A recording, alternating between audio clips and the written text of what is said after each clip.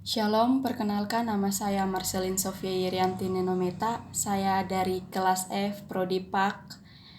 Di sini saya akan menyelesaikan tugas video yang diberikan oleh dosen mata kuliah belajar dan pembelajaran. Dan di sini saya akan membahas tentang teori belajar kognitif. Yang pertama, teori belajar kognitif merupakan suatu teori belajar yang lebih mementingkan proses dan daripada hasil belajar itu sendiri. Bagi penganut aliran ini, belajar tidak sekedar melibatkan hubungan antara stimulus dan respon, namun lebih dari itu, belajar melibatkan proses berpikir yang sangat kompleks. Teori ini sangat erat berhubungan dengan teori sibernetik. Menurut teori ini, ilmu pengetahuan dibangun dalam diri seorang individu melalui proses interaksi yang berkesinambung dengan lingkungan. Proses ini tidak berjalan terpatah-patah atau terpisah-pisah, tetapi melalui proses yang mengalir bersambung-sambung.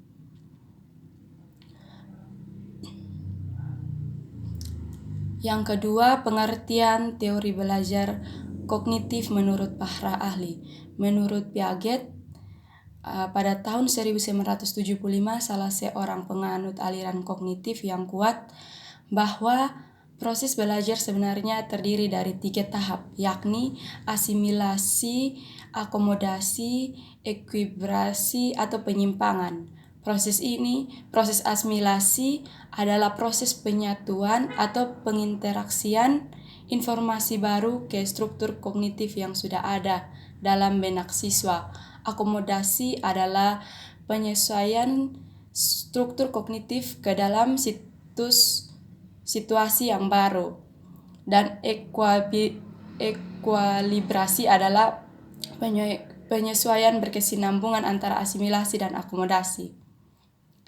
Dan ada para ahli yang kedua, yaitu Ausubel. Menurut Ausubel, tahun 1968, siswa akan belajar dengan baik jika apa yang disebut pengatur atau kemampuan belajar didefinisikan dan diprestasikan dengan baik dan tepat kepada siswa.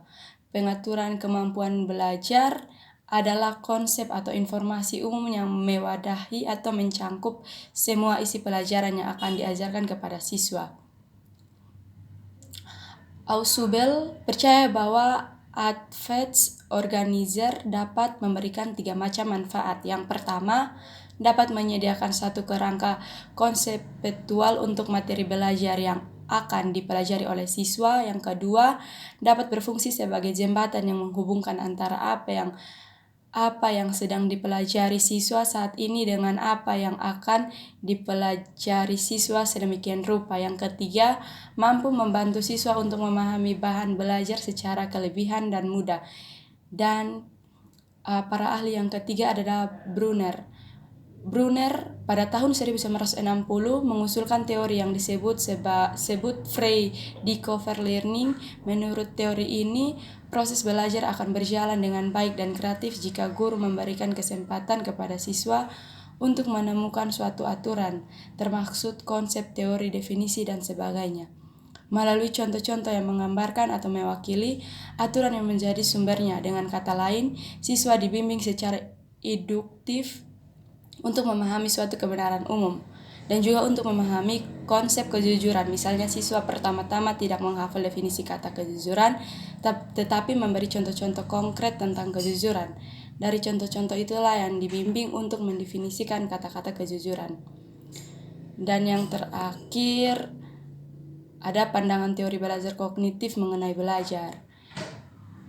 Behaviorisme sebagai paradigma dominan di tahun 1960-an digantikan oleh revolusi kognitif. Kognitif berfokus pada aktivitas mental atau batin, membuka atau kotak hitam dalam pikiran manusia yang berharga dan diperlukan untuk memahami bagaimana orang belajar.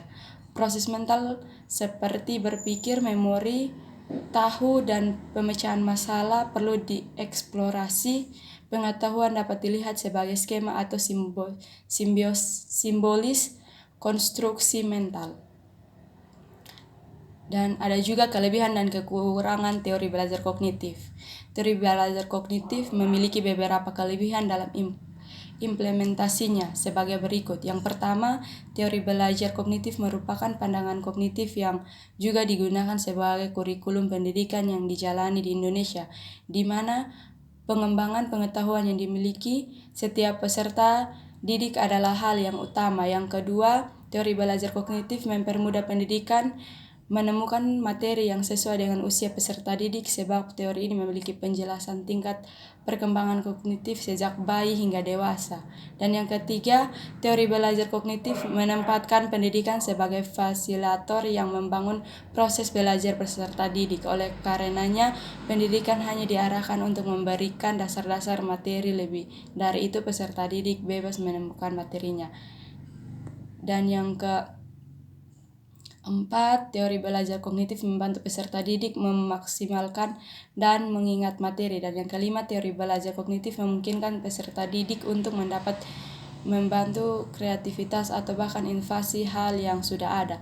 Adapun kekurangan lain dari teori belajar kognitif sebagai berikut. Yang pertama, cenderung bersifat abstrak dan kompleks. Beberapa kritikus pendapat bahwa konsep-konsep seperti proses kognitif atau struktur pengetahuan tidak selalu diukur atau diamati secara langsung, membuatnya sulit untuk operasionalkan dalam konteks-konteks pelajaran praktis. Dan yang kedua, teori ini cenderung kurang memperhatikan peran emosi dalam belajar. Sementara teori belajar kognitif fokus pada proses kognitif aspek emosional seperti motivasi, kecemasan, atau perasaan dan memiliki dampak signifikasi pada pembelajaran dan seringkali tidak mendapat perhatian yang cukup. Ada juga contoh implikasi dalam pembelajaran PAK. Implikasi teori belajar kognitif dalam pembelajaran, guru harus memahami bahwa siswa anak usia prasekolah dan awal sekolah dasar belajar menggunakan benda-benda konkret kreatif. Siswa sangat dipentingkan. Guru menyusun materi dengan menggunakan pola atau logika tertentu dari sederhana kompleks. Guru menciptakan belajar yang bermakna, memperhatikan perbedaan individu siswa untuk mencapai keberhasilan siswa. Yang pertama, analisis Alkitab, bukan sekedar membaca tetapi menganalisis makna, konteks, dan aplikasi. Yang kedua, pemecahan masalah, menerapkan prinsip-prinsip Alkitab untuk menyelesaikan dilema etis. Dan yang ketiga, diskusi kelompok, berbagi perhatian dan perspektif melalui inteks aktif. Dan kesimpulan dari teori belajar kognitif adalah menekankan pentingnya proses mental dan pembelajaran, di mana siswa aktif membangun pengetahuan melalui pemrosesan informasi dalam konteks pendidikan. Teori ini menunjukkan bahwa pemahaman siswa berkembang dengan mengaitkan informasi baru dengan pengetahuan yang sudah ada. Sekian dari video saya dan terima kasih. Salam.